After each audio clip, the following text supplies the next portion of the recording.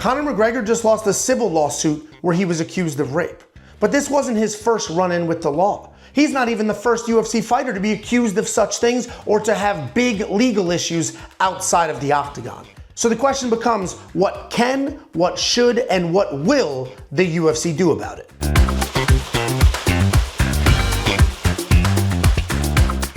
If Conor McGregor wanted the fight tomorrow, the UFC would throw him on a poster, tell the world, and sell more pay-per-view buys than they would with any other fighter on the roster. And that's the problem with the UFC's business model. Or at least that's the problem with the business model when it comes to holding people accountable for their outside of the business actions. If you take a look at the NFL, the NBA, or any other large organization, for example, they have morality clauses in their contract. Those morality clauses stretch across every single team. And if we look at the NFL and the team structure, that's the same as looking at the sport of mixed martial arts and the organization structure. If the Dallas Cowboys decide to cut somebody because they're a terrible human being, they can move to another team. If they need to cut somebody because that terrible human being broke those clauses, broke those rules, they can't move to another team. If we look at Ray Rice, for example, Ray Rice punched his wife in the face and dragged her unconscious body out of an elevator. And he was immediately cut from the NFL when that information came to light. Jobless across any team in the organization. And that's because the NFL rules the roost, not each individual team. If we move back to MMA, there is no MMA governing body. There is no single point of authority across the sport. While the UFC is the most established brand, and while the UFC is the face of mixed martial arts, they have no control over what anybody else does.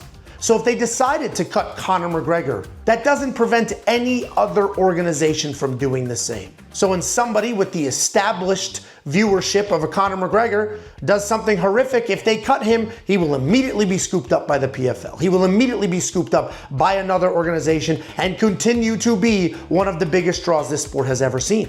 So if the UFC decides to take a moral stand on his outside of the octagon conduct, they effectively would be harming themselves, because somebody right around the corner would scoop that person up and sell competing pay-per-view buys.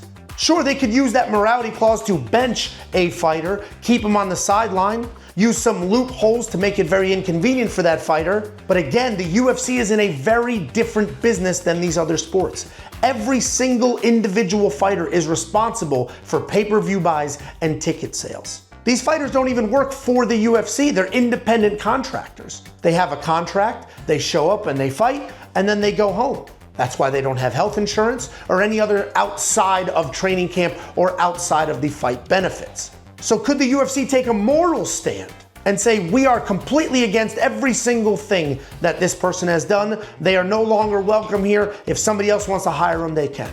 Well, of course, but will they? Not for Conor McGregor. Sure, they've cut lesser fighters for similar accusations, but they've never cut a giant star. There's been some pretty famous arrests in the UFC.